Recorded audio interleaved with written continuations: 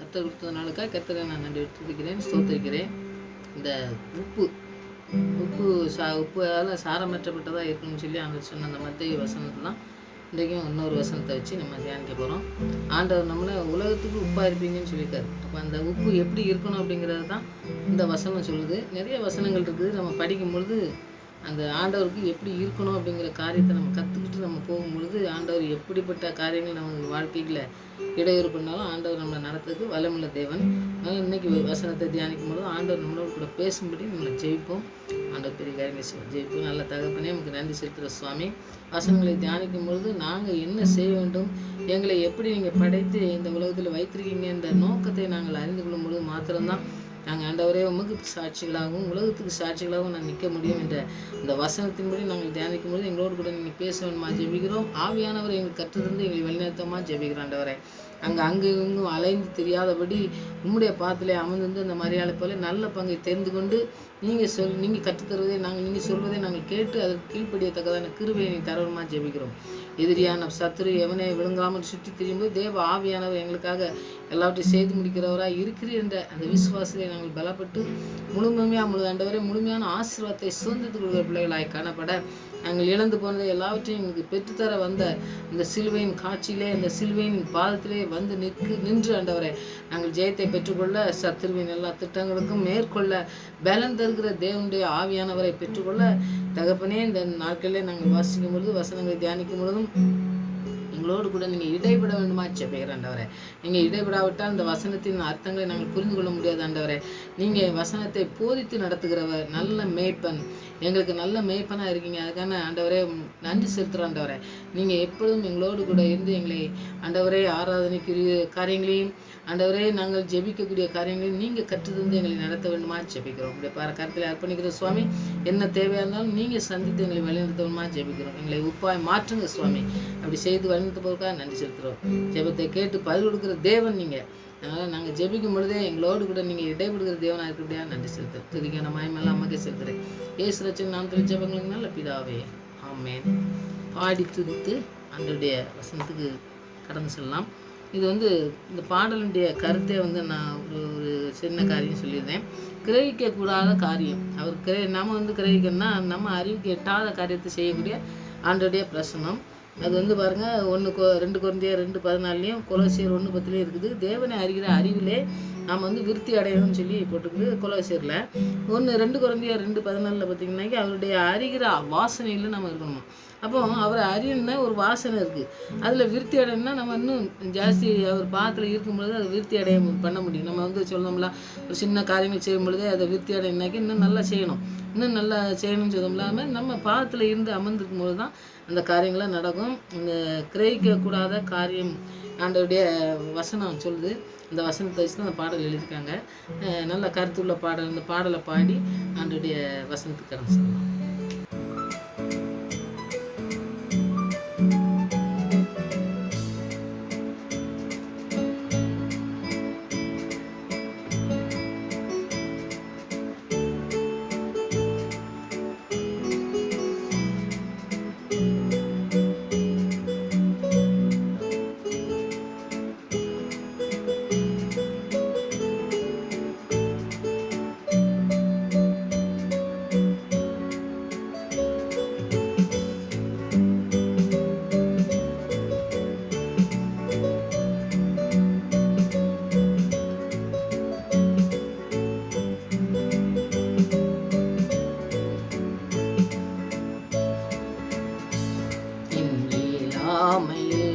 நீ செயல்படுவே, கரம் என்னை விலகாதிருக்கும்.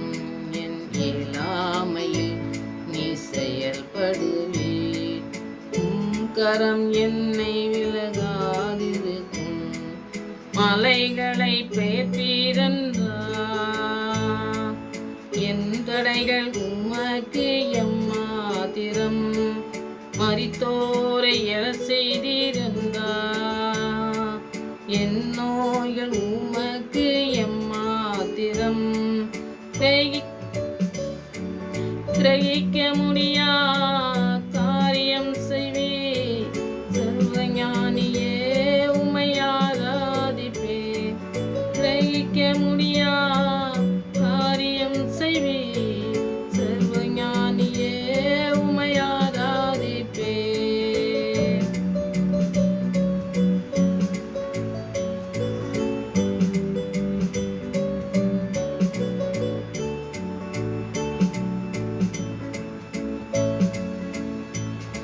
எப்போதும் கையும் இரு பரிவாரமாகும் உம்மாலன்றி இது யாரால் கூடும்.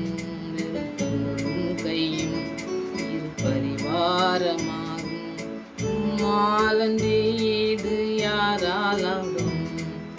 ஆகாயத்து பட்சிகளை போஷிப்பீரென்றார் என்னையும் போஷிப்பது நிச்சயமே.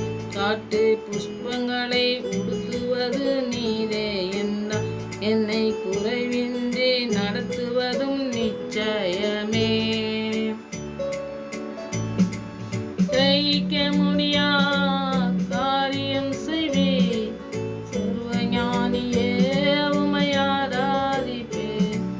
கிரகிக்க முடியா காரியம் செய்வே சர்வஞானியே உமையாராதிப்பே.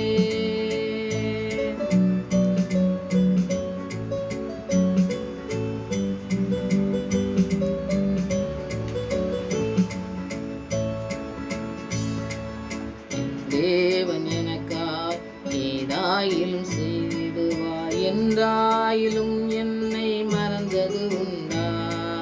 என் தேவன் எனக்காய் ஏதாயிலும் செய்திடுவார் என்றாயிலும் என்னை மறந்தது உண்டா. என் தேவன் எனக்காய் ஏதாயிலும் செய்திடுவார் என்றாயிலும் என்னை மறந்தது உண்டா. என் தேவன் எனக்காய் ஏதாயிலும் செய்திடுவார் என்றாயிலும் உன்னை மறந்தது உண்டா. கிரகிக்க முடியா காரியம் செய்வி சர்வஞானியே உமையாராதிப்பே.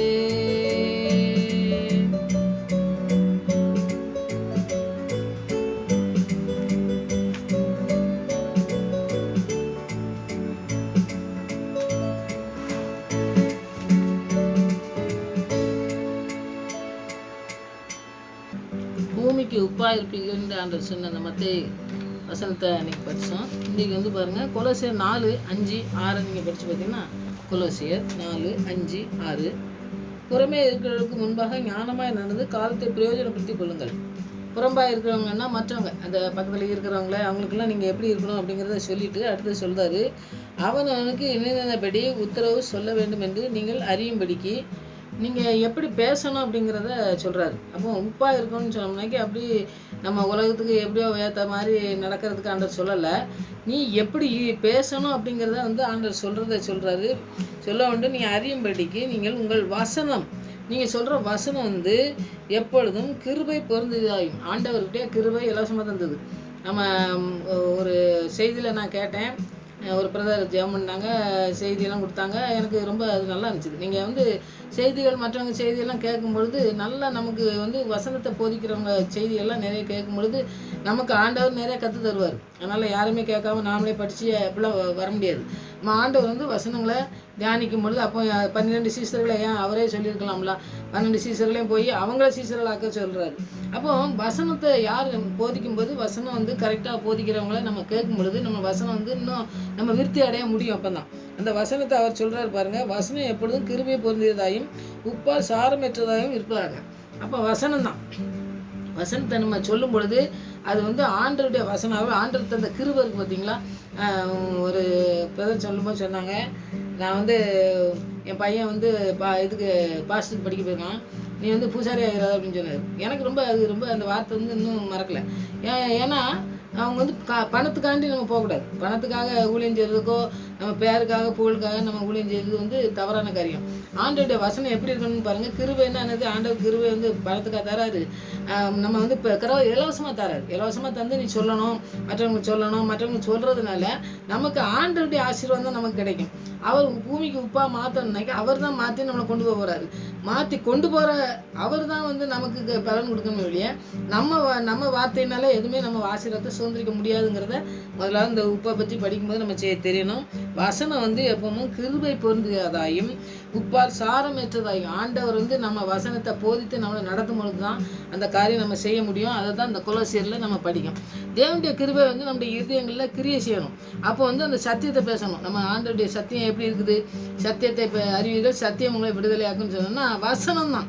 வசனத்தை நம்ம போதிக்கும் பொழுது அவங்க அந்த வார்த்தையின் மூலமாக தான் அவங்க உப்பாக மாறுவாங்க. அப்போ அவங்களுடைய வாழ்க்கையில் எதெல்லாம் வந்து சாரம் இல்லாமல் ஒரு வாழ்க்கையில் நம்ம உப்பை எடுத்துக்கிட்டோம்னாக்கி அதில் நிறைய காரியங்கள் நம்ம கண்டுபிடிக்கலாம். ஏன்னா வந்து ஒன்றுக்கும் உதவாமல் போனோம்னாக்கி அவங்க வாழ்க்கையில் ஏதோ ஒன்று அவங்களுக்கு ஆண்டு பிரியமில்லாத காரியங்கள் இருக்கும். அப்போ நம்முடைய வார்த்தை வந்து அவனுடைய வசனம் வந்து போகும் பொழுது நம்ம பேசும்பொழுது அந்த வார்த்தையின் பொருள் அதனுடைய அர்த்தங்கள் எல்லாமே வந்து புரியக்கூடியதாக இருக்கும். அவங்க சொல்லும் பொழுது அவங்க புரிஞ்சுக்கிட்டு வார்த்தையில் அவங்க வந்து அவங்க ஆசீர்வாதத்தை பெற்றுக்கொள்ளக்கூடிய வார்த்தைகளாக இருக்கணும். அப்போ அந்த வார்த்தை வந்து நம்முடைய வார்த்தையாக இருக்கக்கூடாது. நமக்கு ஏதோ தெரியும், நமக்கு ஏதோ அதை பற்றி சொல்ல தெரியும் அப்படின்னு சொல்லி நம்ம போனோம்னாக்கி அந்த வசனத்தினால பலன் கிடைக்காதுன்னு சொல்லி நம்ம பார்க்கணும். அதுக்கு அர்த்தம்னா நம்ம பேச்சு முதல்ல பரிசுத்தமாக இருக்கணும். நம்முடைய வாழ்க்கை வந்து கரை திரை இல்லாத கலப்பணம் இல்லாமல் இருக்கணும். நம்ம வாழ்க்கையில் எப்போவுமே வந்து வசனத்தை படிக்கும்போது பார்த்திங்கன்னா ஆண்டவருடைய ஆவியானவரோடு கூட நீங்கள் படிச்சிங்கன்னா நிறைய காரியங்களை கற்றுக்கொள்ள முடியும். அதனால ஆசீர்வாதத்தை மற்றவங்களுக்கு நம்ம கொடுக்க முடியும். அதனால் பரிசுத்தம்லாம் நமக்கு தன்னாலே வரவே வராது. ஆண்டவருடைய ரத்தத்தினால் கழுவப்படும் பொழுது அந்த பரிசுத்தம் நமக்கு வருது. எபேசியர் 4:29 நீங்கள் படிச்சிங்கன்னா கெட்ட வார்த்தை ஒன்றும் நீங்கள் பேசாங்கன்னு சொல்லியிருக்காங்க. கெட்ட வார்த்தைன்னா நாம் நினச்சிக்கிடுவாங்க நம்ம கெட்ட வார்த்தைன்னா வேண்டாத வார்த்தையை பேசுனாங்களே அந்த வார்த்தைன்னு நினச்சிக்கிட்டாங்க. இல்லை, ஆண்டவருடைய வசனம் என்ன சொல்லுதுன்னா ஆண்டவருக்கு பிரியமில்லாத காரியங்களை நம்ம பேசும்பொழுது அதே கெட்ட வார்த்தைன்னு சொல்லி நம்ம பார்க்கணும். அப்போ ஆண்டவருக்கு பிரியமில்லாத வார்த்தையை நம்ம பேசும்பொழுது அந்த கிருபை நிறைந்த பேச்சு வந்து அதில் இருக்காது. அப்போ அப்படி இல்லாமல் இருக்கணும்னாக்கி நம்ம ஆண்டவருக்கு பிரியமான காரியங்களை செய்யக்கூடிய காரியங்களை அவருடைய கிருபை நிறைந்த வசனம் வந்து அந்த கிருபைனால் நிறைந்த வசனமாக நம்ம பேசணும் அப்படிங்கிறத சொல்கிறாரு. அப்படி பேசும்பொழுது பார்த்திங்கன்னா கிருபை கிடச்சிருக்கு, இருந்தால் இலவசமாக கிடைச்சதை நம்ம வந்து அவங்களுக்கு சாப்பிட்டா தான் பேசணும் அப்படிங்கிற அர்த்தம் சிலர் வந்து புரிஞ்சுக்கிறாங்க. ஏன்னா ஆண்டவருடைய வார்த்தை என்ன சொல்லுதுன்னாக்கி அவங்கள வந்து நமக்கு கீழ்ப்படிஞ்சு அவங்கள வந்து எப்படியோ நம்ம தான் கீழே போய் அவங்கள குண வச்சு ஏதோ செய்யணும் அப்படிங்கிறத மாதிரி நிறைய பேர் புரிஞ்சுக்கிட்டு நிறைய வசனங்களை போதிக்கிறத நான்லாம் நிறைய கேட்டிருக்கேன், நீங்களும் கேட்டிருக்கலாம். ஏன்னா அப்படி அர்த்தம் கிடையாது. ஏன்னா பவுல் நிறைய பேசுகிறத பார்க்கும், ஆண்டவர் இப்போ பேசுகிறத பார்க்கும். அப்போ வந்து அவங்களுக்கே பிரியமானதே பேசி அவங்கள வந்து திருத்தணும் அப்படிங்கிறது வந்து நடக்கவே நடக்காது. ஆனால் நிறைய காரியங்களில் வந்து பேசக்கூடிய காரியங்கள் பேசும் பொழுது நாம் கடினமாக பேசக்கூடிய வார்த்தைகளும் பேச வேண்டிய இருக்கும். நம்முடைய வார்த்தை கிருபை பொருந்தியதாக இருந்தாலும் ஆண்டவரே நிறைய காரியத்தை சொல்லி தந்திருக்காரு. நிறைய காரியங்கள் நம்ம படிக்கலாம். ஆண்டவர் நிறைய காரியத்தில் கோவப்பட்டது, அதாவது தவறு செய்யும் பொழுது கோபமாக பேசுகிறத நம்ம பார்ப்போம். அப்போ நீங்கள் ஆண்டவர் ஒன்று சொல்கிறேன், பேதுருட்ட போய் சொல்வார் நான் சிலுவையில் அறையப்படணும் அப்படி பண்ணணும்னு சொல்லும் பொழுது அதெல்லாம் அவனுக்கு நடக்கக்கூடாதுன்னு சொல்லும்பொழுது அப்பாலே போய் சாத்தானுன்னு சொல்கிறாரு. அப்போ அது கடினமான காரியம். அவர் கூட இருக்க அவர் வந்து நான் யாருன்னு சொல்லும் பொழுது சொன்ன ஆள், எதுனாலும் முன்னாடி நின்று எதுனாலும் நிற்கிறவர். அப்படிப்பட்ட மனுஷன் வந்து இவரை சிலுவைக்கு போகக்கூடாது, அது நல்லது தான் செய்கிறாரு. அவர் வந்து ஆண்டவரை வந்து பறி கொடுத்துட்டு நம்ம ஆண்டவரை கொலை செய்யறதுக்கு கொடுக்கக்கூடாது அப்படிங்கிற ஒரு வாஞ்சையில் தான் அவர் சொல்கிறாரு. ஆனால் ஆண்டவர் என்ன சொல்கிறாரு, அப்பாலே போய் சாத்தானேன்னு சொல்லி அவன்கிட்ட இருக்கிற அந்த சிந்தனைகளை வெளியே எடுத்துறாரு. அப்போ நம்முடைய வாழ்க்கையிலையும் இதை தான் சொல்கிறாரு ஆண்டவர். நம்ம கடினமான வார்த்தைகளை ஏன் சொல்கிறாரு? அப்போ பிசாசுன்னு அவனையா சொன்னார்? அவங்களுக்குள்ளே இருக்கிற ஒரு காரியத்தை சொல்கிறாரு. அப்போ நம்மளும் பேசும் பொழுது நம்ம கிருபை பொருந்திய வசனம் தான். வசனம் பேசும்பொழுது அப்படி கிருபையாக பேசலாம், நம்ம அன்பாக பேசணும், நீங்கள் வந்து சாந்தமாக இருக்கணும் அப்படிலாம் ஆண்டவர் சொல்கிறாரு. ஆனால் சில காரியங்கள் சொல்லும் பொழுது கடினமாக பேசக்கூடிய வார்த்தைகள் வரும். அந்த இடத்துல நீங்கள் பேசணும் அப்படிங்கிறது தான் வேதம் சொல்லுது. அப்படி பேசாமல் இருக்கணும்னு சொல்லவே செய்யலை. அதனால் மற்றவங்ககிட்ட பேசும்பொழுது நம்ம அவங்களுக்கு ஏற்ற மாதிரி பேசிக்கிட்டே இருக்கணும்னு அவசியம் கிடையாது. அவங்கள உணர்த்தக்கூடிய ஒரு காரியங்கள் நம்ம சொல்லும்பொழுது சில காரியங்கள் கடினமாக இருக்கும். அந்த வார்த்தைகளை சொல்கிறதுக்கு வேதமே அனுமதிக்கு. அவங்களே ஆண்டவரே செஞ்சுருக்காரு. பவுல் பாருங்கள் அந்த இடத்துல பார்த்தீங்கன்னாக்கி அப்போஸ்தலர் 23:2-3 நீங்கள் படித்து பார்த்தீங்கன்னாக்கி அவரை வந்து விசாரிக்க கொண்டு போகிறாங்க. அந்த இடத்துல வந்து அவரை ஏற்று பேசுகிறான்னு சொல்லிட்டு உடனே பிரதான ஆசாரியர் நீ ஏற்று பேசியா அப்படின்னு சொல்லி அவனை அடிக்க சொல்கிறான். அப்படிக்க சொல்லும் பொழுது அவர் சொல்கிறாரு, நான் வந்து என்னை வந்து விசாரிக்கவே செய்யலை, என்ன தப்பு பண்ணேன் என்ன பண்ணேன்னு சொல்லி விசாரிக்கவே செய்யலை, ஆனால் நீ என்னை அடிக்க சொல்றியா, வெள்ளரிக்கப்பட்ட கலரே அப்படின்னு சொல்லி அவர் சொல்கிறத நம்ம பார்க்கோம். அப்போ வந்து அந்த காரியத்தை வந்து அந்த இடத்துல பிரதான ஆசாரியனை அவர் வந்து சொல்லணும்னு அவசியமே கிடையாது, அப்படி சொல்லக்கூடாது. ஏன்னா அவன் சட்டப்படி என்னாலும் செய்வான், அடிக்க சொல்லுவான், வேறு எதுனாலும் செய்ய சொல்லுவான். ஆனால் அந்த இடத்துல ஏன் பேசுகிறாரு, அவரை குற்றம் செய்யாத, அவனை விசாரிக்கலை, எதுவுமே செய்யாமல் தவறு செஞ்சும் பொழுது அந்த இடத்துல நம்ம வாழ்க்கையிலேயே ஏதாவது தவறு செய்யும் பொழுது அவங்கள வந்து திருத்துறதுக்கு சில காரியங்கள் சில வார்த்தைகள் பேச வேண்டியிருந்ததுன்னா அந்த வார்த்தைகளை நீங்கள் பேசுங்க அப்படிங்கிறது தான் பவுல் இந்த இடத்துல செய்கிறாரு. அப்போ என்ன அடித்தேன்னா ஒன்று அடிப்பார் ஆண்டவர்னு சொல்லி சொல்கிறாரு. அப்போ விசாரிக்காமல் நீ ஏன் செய்தன்னு சொல்லி அந்த தவறையும் சொல்லிவிட்டு அதை சொல்கிறாரு. அப்போ நம்முடைய வாழ்க்கையிலையும் நிறைய காரியங்கள் வசனம் சொல்லும் பொழுது நிறையா அவங்க வந்து தவறு பண்ணுற மாதிரி இருக்கலாம், வேறு அவங்களுக்கு பிரியமில்லாத ஆண்டவர் பிரியமில்லாத காரியங்கள் செய்யும் பொழுது அதை சுட்டி காட்டும் போது சில காரியங்கள் நம்முடைய வார்த்தை ஆண்டவர் சொன்ன அந்த கடினமான வார்த்தைகள் ஏதாவது சொல்லி அவங்களை திருத்தணும்னு அவர் ஆவியானவர் சொல்லும் பொழுது அந்த வார்த்தைகள் சொல்கிறதுனால தவறு கிடையாது. அப்படி தான் அவங்கள திருத்த முடியும். ஏன்னா எல்லாமே சாந்த குணத்திலே அவங்களை திருத்தணும்னா நிறைய பேரும் திருத்தவே முடியாது. நிறைய காரியங்கள் ஆண்டவரே செஞ்சுருக்காரு. இப்போ பவுலை பார்த்திங்கன்னாக்கி அப்படிலாம் அவர் சொன்னோடனே அவர் திருந்திருந்தாருனாக்கி எவ்வளோ பெரிய காரியம் செஞ்சுருக்கலாம். ஆனால் அவர் கொள்றதுலே நின்னார். கடைசி பார்த்தா அவரை தள்ளி கீழே விழுந்து அவர் கண் தெரியாமல் இருந்து கடைசி வரைக்கும் அவர் கண்ணுக்கு பார்வை வந்து கம்மியாக தான் இருந்ததுன்னு சொல்லி சொல்கிறாங்க. சரியாக தெரியலை அப்படின்னு சொல்லி நம்ம பார்ப்போம். அவர் சரித்திரத்தெல்லாம் நம்ம படித்து பார்த்தோம்னாக்கி. அப்போ ஏன் அவ்வளோ தூரத்துக்கு அவரை பண்ண வேண்டிய அவசியமே இல்லைல்ல. அப்போ கீழ்ப்படியாத சில காரியங்களில் வந்து ஆண்டவர் அந்த மாதிரி காரியங்களை செய்யும்போது அவரே செய்கிறாரு. நம்முடைய வார்த்தைகளும் ஆண்டவருடைய வசனத்தை நம்ம சொல்லும்போது சில காரியங்கள் அப்படி செய்யணும். அதை செஞ்சு தான் சில திருந்துறதுக்கு நம்ம பேசணும். பிள்ளைகளாக இருக்கலாம், சில நம்ம யார்கிட்டயாவது ஃப்ரெண்ட்ஸ்கிட்ட பேசலாம். இந்த மாதிரி பேசும்போது அவங்க கூட வந்து அந்த மாதிரி காரியங்களை நம்ம வந்து அதுக்காண்டி பயந்துட்டு நம்ம இருக்கணும்னு அவசியம் கிடையாது. வசனம் வந்து எப்பவுமே போதிக்கிறது, பயம் அதெல்லாம் பயத்தினாவே நமக்கு தரவே செய்யலை. அதனால் பரிசுத்த ஆவியினால் நிறையப்பட்டு நம்ம இருக்கும் பொழுது இந்த பயம்லாம் தேவையே இல்லை. நம்ம ஆண்டவர் என்ன சொல்கிறாரோ, வசனத்தின் மூலமாக என்ன சொல்கிறாரோ அதை சொல்லி நம்ம ஜெபிக்கிற பிள்ளைங்களாக இருக்கும். ஆண்டவர் பெரிய காரியங்களை உப்பாக மாற்றுவார். மற்றவங்களுக்கு உப்பாக நம்ம மாறணுங்கிறது தான் இந்த வசனம் சொல்கிறது. அதுதான் நம்ம செய்யணும். அடுத்தது பார்த்திங்கனாக்கி யாத்திராகமத்தை நீங்கள் படித்து பார்த்தீங்கன்னாக்கி இதெல்லாம் நிறைய அவங்களுக்கு தெரிஞ்சிருக்கலாம். யாத்திராகம் 15, 23 25 வரைக்கும் நீங்கள் படித்து பார்த்தீங்கன்னா மாறாகிட்டத்தில் போகிறாங்க. தண்ணி இவங்க வந்து தண்ணிக்கு சாப்பாட்டுக்கு எல்லாத்துக்குமே சண்டை போடுவாங்க மோசையை கூட. அந்த மாதிரி மோசையை கூட சண்டை போடுற அந்த சீன் தான் அந்த இடம். பார்த்தீங்கன்னாக்கி வந்தோடனே கேட்காங்க, எதுக்கு சாப்பாடு வரலன்னு கேட்பாங்கல்ல. அது மாதிரி இந்த இடத்துல தண்ணி கொஞ்சம் அவங்களுக்கு வந்து சரியான ஒரு கசப்பான தண்ணியாக அந்த இடத்துல இருந்திருக்குது. இது வந்து மாறான்னு சொல்லி அந்த இடத்துல கசப்புங்கிறதுக்கு தான் அந்த இடத்துல மாறான்னு சொல்லி பேர் வச்சாங்க. அந்த இடத்துக்கு வர்றாங்க. வந்தோடனே அவங்களுக்கு தண்ணி தான் எடுத்தோன்னே இந்த வனாந்திரங்கும்போது நீங்கள் பார்த்தீங்கன்னா வனாந்திரத்தில் அவங்க போயிட்டுருக்காங்க. வனாந்திரத்தில் தண்ணி கிடைக்கிறது ரொம்ப கஷ்டம். அப்படியே ஏதாவது தண்ணி கிடந்தாலும் சரி அந்த மாதிரி ஒரு கெட்ட தண்ணியாக இருந்திருக்கலாம். நம்ம நிறைய அந்த குளங்கள் அதெல்லாம் பார்த்தீங்கன்னா கெட்டு போயிருந்தோன்னாக்கி கொஞ்சம் வாசம் அடிக்கும், குடிக்கிறதுக்கு ஒரு மாதிரி இருக்கும் பார்த்தீங்களா. அந்த மாதிரி ஒரு காரியம் இருந்திருக்கு. அப்போ இஸ்ரேல் மக்கள் வந்து வனாந்திரத்தில் போகிறாங்க. அந்த இடத்துல தண்ணி கிடைக்காதுன்னு அவங்களுக்கே தெரியும். ஆனாலும் பாருங்கள், எனக்கு தண்ணி வேணும், இது பாரு இந்த தண்ணி குடிக்க முடியாது, தண்ணி தான் எங்களுக்கு எடுக்கு, எங்களுக்கு தண்ணியை என்ன பண்ணுவா, நீ எனக்கு தர, எங்களை கொண்டு போடுவா அப்படின்னு சொல்லி அவங்க கேட்கும் பொழுது அவர் வந்து உடனே மோசே வந்து ஜெபிக்கார். ஆண்டர்கிட்ட தான் ஜெபம் பண்ணுறாரு. இந்த மாறா இழந்த இந்த கசப்பு தண்ணியில் வந்து நம்ம கொண்டு விட்டுருக்கிற ஆண்டவர், இவங்க தண்ணி கேட்காங்க, நான் என்ன பண்ணட்டும் அப்படின்னு சொல்லி அவர் கேட்கும்போது மோசே நோக்கி அவர் வந்து அவங்க சத்தம் போட்டு சண்டை போடுதாங்க. அப்போ வந்து என்னத்தை குடிப்போம், நாங்கள் செத்து போயிடுவோம்னு சொல்லும்போது அவர் ஜெபம் பண்ணி என்ன செய்தாருன்னா ஆண்டவர் வந்து ஒரு மரத்தை காட்டுறாரு. மோசைக்கு ஒரு மரத்தை காட்டினாருன்னு சொல்லி நம்ம அந்த இடத்துல படிக்கலாம். அந்த மரத்தை வெட்டி அந்த தண்ணியில் போடு அப்படின்னு சொல்லி ஆண்டவர் சொல்கிறத அந்த செய்கிறாரு. அவர் தண்ணியில் போட்டோன்னா அந்த தண்ணி வந்து சுத்தமாக மதுரமாக மாறிடுது. அந்த வெட்டப்பட்ட மரம் யாரை குறிக்குதுன்னா ஆண்டவரை தான் குறிக்குதுன்னு சொல்லி நம்ம பார்க்கலாம். ஏன்னா வந்து பார்த்திங்கனாக்கி தண்ணி வந்து சுத்தமாக இல்லைனாக்கி அது எதுவுமே பண்ண முடியாது. ஆனால் ஆண்டவருடைய வசனம் எப்பவுமே சொல்லும்போது பார்த்திங்கன்னா ஆண்டவருடைய சிலுவை மரணத்தை நம்ம நினைவு கூறும்படி தான் அதெல்லாம் சொல்லுது. பழைய ஏற்பாடு நிறைய படிச்சிங்கன்னாக்கி அந்த மாதிரி தான் நமக்கு வந்துகிட்டே இருக்கும். நீங்கள் எப்போ எங்கே போனாலும் எங்கே சுற்றி போனாலும் சிலுவையில் ஆண்டவர் செஞ்ச காரியங்களை தான் நமக்கு சுற்றி காட்டுறதா இருக்குது. அந்த தண்ணி மதுரமாக மாறிச்சு அவங்க குடித்தாங்கன்னு சொல்லி பார்த்தாலும் வெட்டப்பட்ட மரம் வந்து அந்த ஆண்டவருடைய பரிசுத்த மரமாக இருக்கிறதுக்கு கிறிஸ்துவை தான் காட்டுது. அப்போ நம்முடைய வாழ்க்கையில் கசப்பு நிறைஞ்ச வாழ்க்கையில் இருந்துட்டு பிறருக்கு ஆண்டவருக்கு மற்றவங்களுக்கு நம்ம இனிப்பு கொடுக்குறோம். அவங்களுக்கு வந்து நம்ம ஒரு ஆசீர்வாதமான பிள்ளையாக நம்ம மாறணும்னாக்கி ஆண்டவர் நம்மளை பயன்படுத்தணும்னாக்கி அந்த தேவகுமாரனுடைய விசுவாசம் வச்சு நம்ம வாழ்க்கை வாழணும்னு சொல்லி நம்ம பார்க்கணும். நம்முடைய வாழ்க்கை வந்து எப்பவுமே பார்த்திங்கனாக்கி இந்த கசப்பு நிறைஞ்ச நம்ம வாழ்க்கை வந்து ஒரு பலன் கொடுக்காத மரமாக நம்ம இருந்தோம்னாக்கி இந்த ஆண்டவர் நமக்காக சிந்தப்பட்ட அந்த ரத்தத்தின் அந்த சிலுவை மரணத்தில் நாம் வந்து ஆண்டவர் நமக்கு பங்கு கொடுத்துருக்காரு. நம்ம பரிசுத்த ஆவினால பரிசுத்த ரத்தத்தினால நம்ம கழுவி சுத்தப்படுத்தி நம்மளை வச்சுருக்காரு. அப்போ அது வந்து மற்றவங்களுக்கு வாழ்க்கையை இந்த மறுவாழ்வு கொடுக்கறதுக்கு தான் நம்மளை வந்து உயிரோட ஜீவனோட வச்சுருக்காரு. நம்மளை ஆவியானால் நிறைவேற்பட்டு வசனங்களை போயிட்டு நம்ம நடத்துறாரு. நமக்கு வசனம் தெரியலனாக்கி சொல்லித்தாங்க ஆண்டவரையும் சொல்லித்தராரு. அந்த மாதிரி காரியங்களை செய்யும் பொழுது நமக்கு வந்து என்ன பழையவெல்லாம் ஒளிந்து போகணும், புதுசாக மாற்றக்கூடிய மனுஷங்களெல்லாம் மாற்றக்கூடிய காரியங்களை செய்கிறதுக்கு தான் ஆண்டவர் அந்த கிறிஸ்து நமக்காக அந்த கசப்பின் வாழ்க்கையை இனிப்பான வாழ்க்கையாக மாற்றினார்.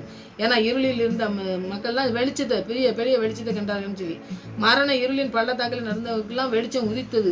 அப்போ நம்ம என்ன காரியத்தில் நம்ம விழுந்து கிடந்தாலும் அதை வந்து தூக்கி எடுக்கக்கூடிய ஒரு நல்ல காரியத்தை சிலுவையில் ஆண்டவர் செஞ்சு முடிச்சார். அதை தான் நம்ம தியானிக்கணும். அப்போ ஆண்டவர் காரியங்கள் என்ன சொல்கிறாரு அதை தியானித்து நம்ம ஆண்டோடைய வசனத்துக்கு நம்ம முழுவதுமாக அர்ப்பணித்து ஜெபிக்கணும். இந்த தண்ணினால நம்ம தண்ணி இல்லைன்னா உயிரே போயிடும்னு சொல்லிட்டு அழும்போது ஆண்டவர் அந்த காரியத்தை செய்கிறாரு. நமக்கு தண்ணி ரொம்ப முக்கியம். அந்த தண்ணி ஜீவ தண்ணீர் ஆண்டவர் கொடுக்குற அந்த ஜீவ தண்ணீருக்கு அதுக்கு தான் சமமாக நமக்கு சொல்கிறாரு. ஜீவ தண்ணீரை தருகிறவனுக்கு ஒரு நாள் தாகமே இருக்காதுன்னு சொல்கிறாருல, அந்த தண்ணீரை தான் நமக்கு தராரு. அந்த தண்ணீரை தரும்பொழுது நாம் அதை பெற்றுக்கொள்ள மாத்திரம் இல்லை, அதை மற்றவங்களுக்கு அந்த வாழ்க்கையில் நம்ம அவங்க புது வாழ்க்கையாக மாறதுக்கு அவங்கள வந்து பயன்படுத்துகிற பிள்ளையாக நம்மளை மாற்ற சொல்லி நம்ம சொல்லணும். அதான் பழையவெல்லாம் ஒளிந்து போனால் எல்லாம் புதிதாகன்னு சொல்லி நம்முடைய மனிதனுடைய வாழ்க்கையில் நம்மளை ஆண்டவர் எதுக்கு வச்சுருக்காருன்னா நம்ம மற்றவங்களையும் புதுசாக மாற்றணும், நம்மளும் புதுமையாக மாற்றணுன்ட்டு.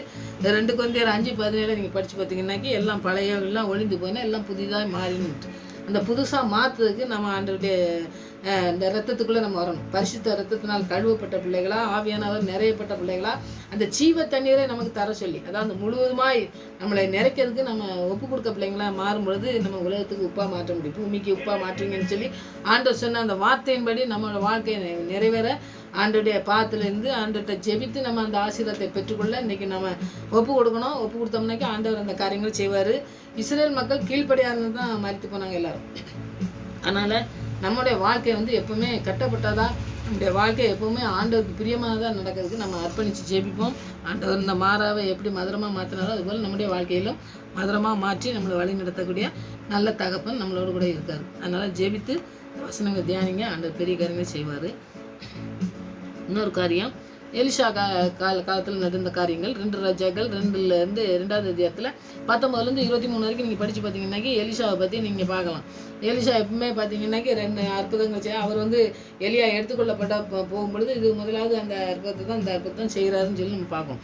எலிஷா செஞ்ச அற்புதம் வந்து பாருங்கள், இந்த அது பூமி நல்லா இருக்குது, பூமி வந்து நல்லா இல்லை, தண்ணியும் நல்லா இல்லை. ஆனால் வந்து அவங்க வந்து இப்போ அந்த இடத்துல போயிட்டு நீங்கள் படித்து பார்த்தீங்கன்னா தெரியும். பின்பு அந்த பட்டணத்தின் மனுஷர் எலிசாவை நோக்கி அந்த ஏரியா பட்டணத்தில் அந்த இதில் போய் அவர் வந்து படும் பொழுது அவர் வர்றாரு.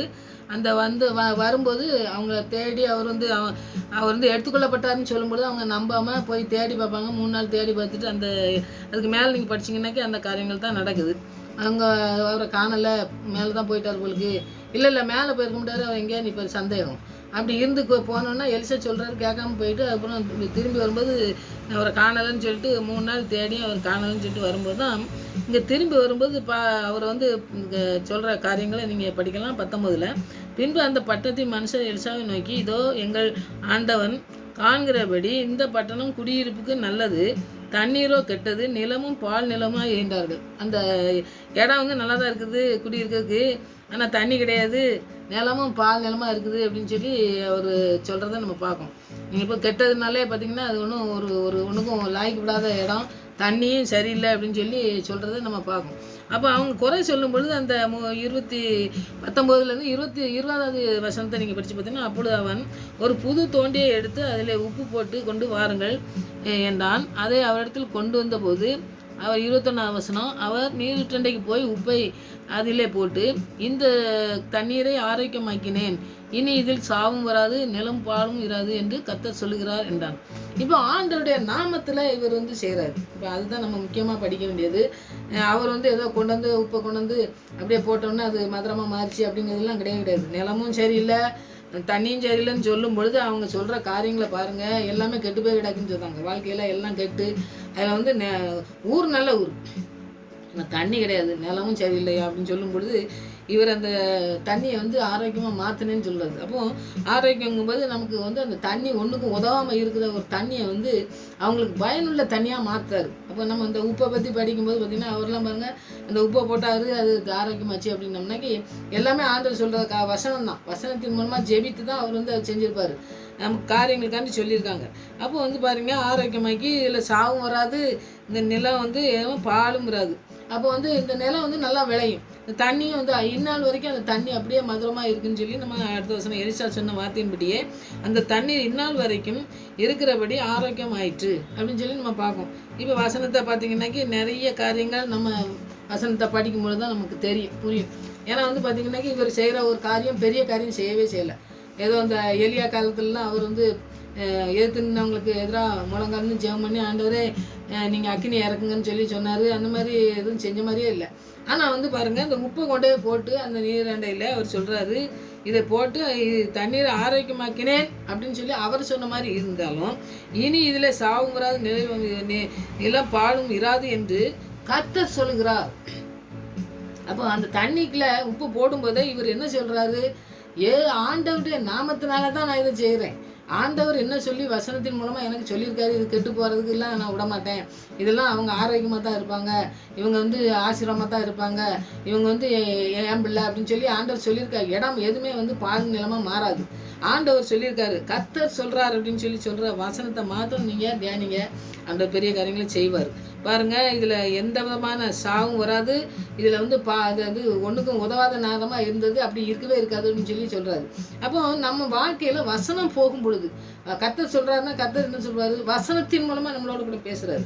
அந்த வசனம் தான் போய் வந்து அவங்கள வந்து இந்த இல்லாத நிலையில் இருக்க காரியங்களெல்லாம் நல்ல நேர்த்தியான காரியங்களை செய்யக்கூடிய காரியங்களை செய்யுது.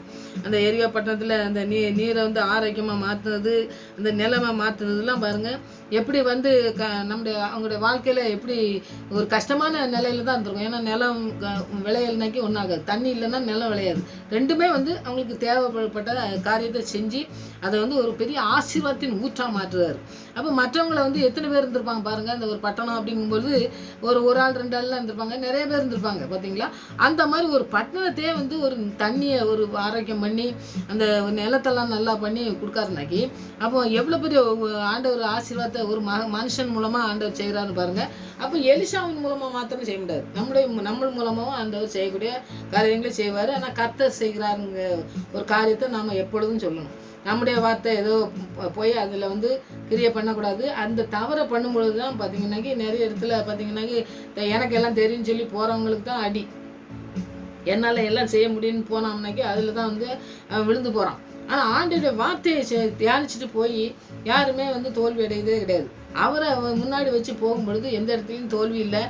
அதனால் ஃபாதர் கூட ஒரு பாட்டு படிச்சிருப்பாங்க, தோல்வி எனக்கு இல்லை, வெற்றி எப்பொழுதும் நிச்சயம். அப்போ நமக்கு வெற்றியை நிச்சயமாக தரக்கூடிய ஆண்டவர் நம்மளோட கூட இருக்காது, தோல்வி நமக்கு கிடையவே கிடையாது. அப்போ ஆண்டவருடைய வார்த்தையை நம்ம தியானிக்கும் பொழுது நமக்கு வெற்றி அப்படிங்கக்கூடிய காரியங்களை செய்கிறாரு. அப்போ நம்ம உலகத்துக்கு உப்பாக மாற்றணும்னாக்கி ஆண்டவருடைய வசனம் நம்மளோட கூட இருக்கணும்.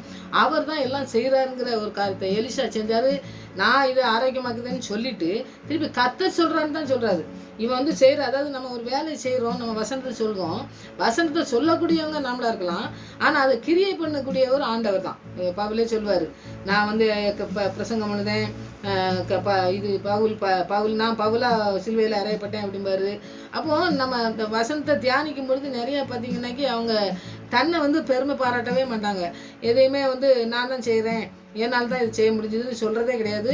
ஆண்டவருடைய வார்த்தை இதை செய்யும், ஆண்டவருடைய வசனம் இதை செய்யும், ஆண்டவருடைய ஆவியானவர் இதை செய்கிறாரு, ஆண்டவர் இதை சொல்கிறார், ஆண்டவர் இதை சொல்கிறாருன்னு சொல்லும் பொழுது நம்முடைய வாழ்க்கையில் எல்லாமே ஆண்டவர் தான் செய்கிறாரு.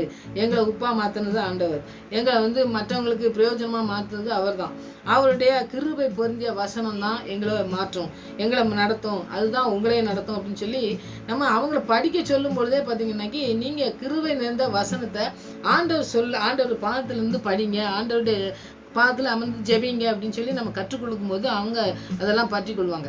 ஏன்னா எனக்கு தான் எல்லாம் தெரியும், எனக்கு தான் என்னால் தான் எல்லாம் முடியும் அப்படின்னு சொல்லி சொல்லும் பொழுது அவங்களுடைய வாழ்க்கையில் பார்த்திங்கன்னா எப்போவும் நம்மளை சார்ந்தே வாழ்வாங்க. நிறைய பார்த்திங்கன்னாக்கி அந்த தவறுகளை பண்ணுறதை நம்ம பார்க்கும். நிறைய பேர் நான் ஜெபம் பண்ணுறேன் எங்கிட்ட வாங்கன்னு சொல்லும் பொழுது நம்ம வந்து அவங்கள சார்ந்து இருப்போமே வெளியே நம்ம வசனத்தையோ நம்ம ஆண்டுடைய பாடத்தையோ நம்ம அமர்ந்திருந்து அந்த தாழ்த்தி நம்ம ஆண்டுடைய வசனத்துக்கு நம்ம கீழ்ப்படிஞ்சு நடக்கணும். அவர் என்ன சொல்கிறாரோ அதை கேட்கணும், நம்ம அவர்கிட்ட ஜெபிக்கணும், அவர்கிட்ட நம்ம ஆவியானவரை பெற்றுக்கொள்ளணும், அவருடைய ஜீவ தண்ணீரை நம்ம பெற்றுக்கொள்ளணும் அப்படிங்கக்கூடிய ஒரு தாகமே நமக்கு இருக்கவே இருக்காது.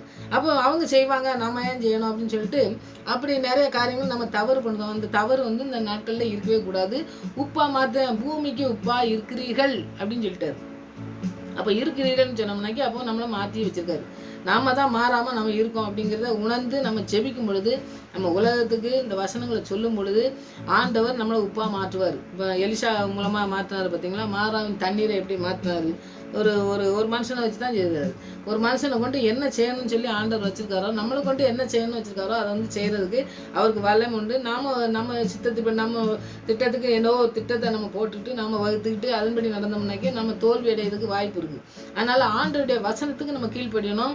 ஆண்டவர் கர்த்தர் இதை செய்தார், கர்த்தர் இதை சொல்கிறாரு, கர்த்தர் இதை செய்வார் கண்டிப்பாக அப்படின்னு சொல்லி நம்ம அந்த காரியங்களில் எல்லாருமே ஆண்டுகிட்ட நம்ம அர்ப்பணித்து ஜெபிக்கும் பொழுது நம்ம வந்து இந்த எலிசா எப்படி ஒரு பட்டணத்துக்கே ஒரு தண்ணியை ஒரு நிலத்தை மாற்றினாருன்னைக்கு அவங்க எவ்வளோ பேர் சந்தோஷப்பட்டுருப்பாங்க பாருங்கள். தண்ணி கிடைக்காம அலைஞ்சாங்க, 20 லட்சத்துக்கு மேலேன்னு சொல்லி மோசையை கூப்பிட்டு போனதை சொல்கிறாங்க. அவங்களுக்கு பூரா தண்ணி கிடைச்சிது, அது ஒரு பெரிய ஆசீர்வாதம் தான். கொலோசியரில் சொல்கிறது வசனம் நீங்கள் உங்களுக்கு கலப்படம் இல்லாமல் இருக்கணும்னா உப்பாக மாறப்பட்டு கிருவியை பொருந்திய வசனமாக இருக்கணும்னு சொல்லி நம்ம கொலோசியரில் படிக்கும். அது சிலுவை காட்சியை நமக்கு காட்டுது. சிலுவை காட்சியில் நம்ம இருந்து அவர் நமக்கு போதித்து நடத்தும் பொழுது தான் நம்ம உலகத்துக்கு உப்பாக மாற்ற முடியும். அது உப்பாக மாற்றுறது வசனம் தான். வசனத்தை தியானிக்கும் பொழுது அந்த வசனம் நமக்கு ஒரு நிறைய காரியங்களை கற்றுத்தரும். வார்த்தையினால்தான் ஆண்டவர் எல்லாத்தையும் சிருஷ்டித்தார். ஆண்டவர் வசனத்தினால்தான் எல்லாத்தையும் ஜெயித்தார். அது மாதிரி வசனத்தினால்தான் நம்ம ஜெயிக்க முடியும். அதனால் சிலுவை மரணத்திலே நமக்கு கொடுத்துருக்கிறது வசனம் தான். அவர் மீட்டெடுத்து நம்மளை அவருக்கு பிள்ளையாக மாற்றினதே அவருடைய பரிசுத்த ரத்தத்தினால மாற்றி நம்முடைய வசனத்தை போதித்து தான் நம்மளை நடத்துகிறார். வசனம் இல்லைன்னா நமக்கு எதுவுமே தெரியாது. ஆண்டுடைய சிலுவை மரணம் எதுவுமே தெரியாது. அப்போ வசனம் தான் நமக்கு முக்கியம். வசனத்தை நம்ம தியானிப்போம். ஆண்டவர் சொன்ன அந்த உலகத்துக்கு பூமிக்கு உப்பாக மாறணும். மற்றவங்களுக்கு நம்ம வசனத்தை சொல்லும் பொழுது அது அவங்களுடைய வாழ்க்கையில் ஒரு கிரியை செய்யக்கூடிய காரியங்களை செய்வதற்கு ஆண்டவர் நமக்கு உதவி செய்யறதுக்கு இன்றைக்கி நம்ம ஜெயிப்போம். ஆண்டவர் பெரிய காரியங்களை நம்முடைய வாழ்க்கையில் செய்வார்.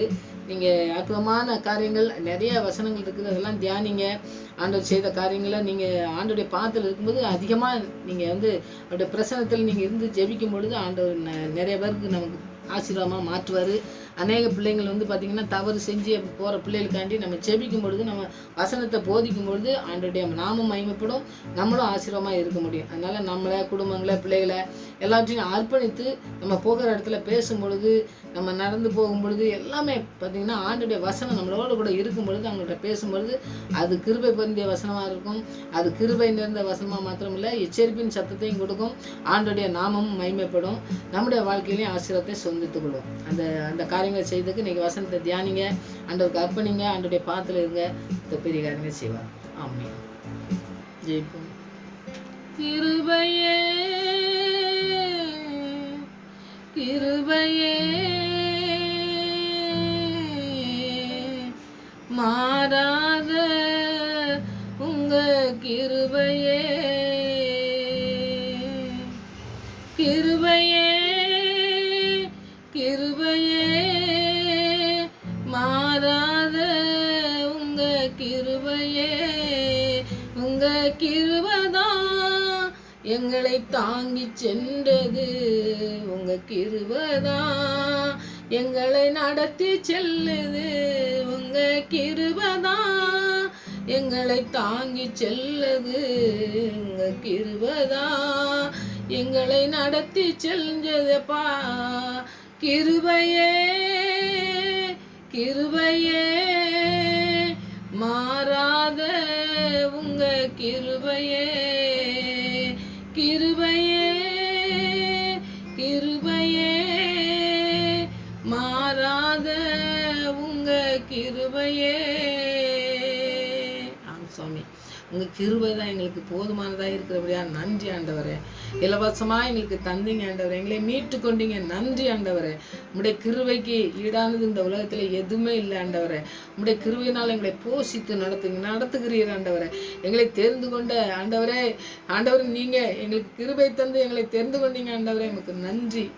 உடைய கிருபையினால் எங்களை ஒவ்வொரு நாளும் நடத்துகிறீங்களே நன்றி ஆண்டவரே. எங்களை போதித்து நடத்துகிற நல்ல தகப்பனே எமக்கு நன்றி. உம்முடைய கிருபைக்காய் நன்றி, உம்முடைய பிரசனத்துக்காய் நன்றி, உம்முடைய ஆவியானவருக்காய் நன்றி ஆண்டவரே. உம்முடைய அபிஷேகத்துக்காய் நன்றி ஆண்டவரே. நாங்கள் போகிற இடத்திலே, நாங்கள் பேசுகிற இடத்திலே எங்களை ஆண்டவரே ஒரு வாசனை நிறைந்த ஆண்டவரே பாத்திரங்களாய் மாற்ற வேண்டுமா செபிக்கிற ஆண்டவரே.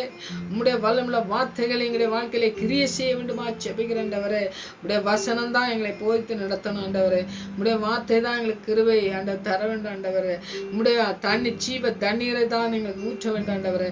எங்களை முழுவதுமாய் நிறைக்க வேண்டுமா செபிக்கிற ஆண்டவரே. நாங்கள் குறையா இருக்கிற எந்த இடத்துல குறையா இருக்கிறோமோ அந்த இடத்துல நிறைவாக்கி தர வேண்டுமா செபிக்கிற ஆண்டவரே.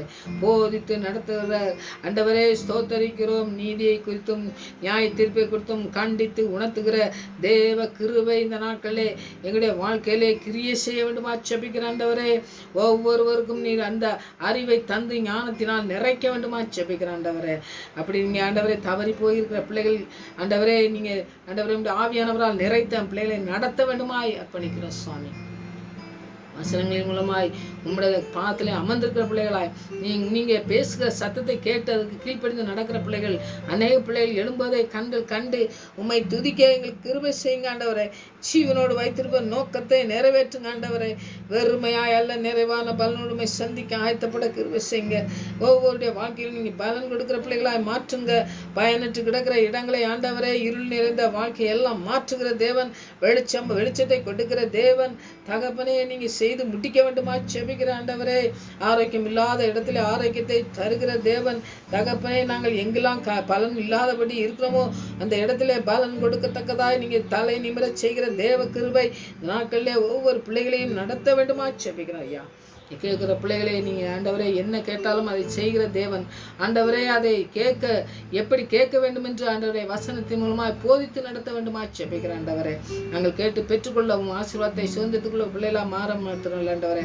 அநேக பிள்ளைகளுக்கு ஆசீர்வமாக இருக்க எங்களுடைய பிள்ளைகளை நாங்கள் இருக்கிற இடங்களை மாற்ற வேண்டுமா செபிக்கிறேன். நாங்கள் இருக்கிற இடமெல்லாம் என் தேவனுக்கு சொந்தமான இடமாய் மாறணும் ஆண்டவரே. எல்லா இடத்திலும் உடைய துதியின் சத்தம் கேட்கணும் ஆண்டவரே. அப்படிப்பட்ட காரியங்களையும் செய்து வழிநடத்த போவதற்காக நன்றி செலுத்துகிறேன் ஆண்டவரே. ஜெபத்தோடு கூட நாங்கள் வரும் பொழுது ஆண்டவரே, நீங்கள் உங்களால் செய்ய முடியாத அதிசயமான காரியம் ஒன்றுமில்லை என்று அறியாத போது என்னோடு பேசின அந்த வசனத்தை ஆண்டவரே நினைவு கூறுகிறேன் ஆண்டவரே.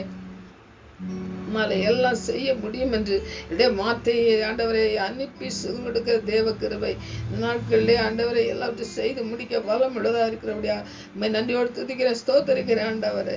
அறிவில்லாத பொழுது ஞானத்தினால் நிறைக்கிற தேவ கிருபை நீங்கள் போதுமானதாக இருக்கிறபடியா நன்றி ஆண்டவரே. ஞானத்தின் உறைவிடமே எமக்கு நன்றி ஆண்டவரே. எங்களை போஷித்து நடத்துகிறவரே நன்றி ஆண்டவரே. எல்லாவற்றையும் செய்து முடிக்கிறவரே நன்றி ஆண்டவரே.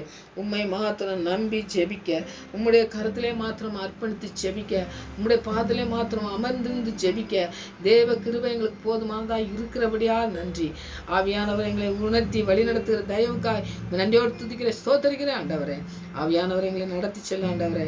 என்ன தேவையோடு இருந்தாலும் தேவைகளை சந்திக்க வேண்டுமா ஜெபிக்கிறையா. பிள்ளையுடைய வாஞ்சைகளை எல்லாம் நிறைவேற்ற வேண்டுமா ஜெபிக்கிற ஆண்டவரே.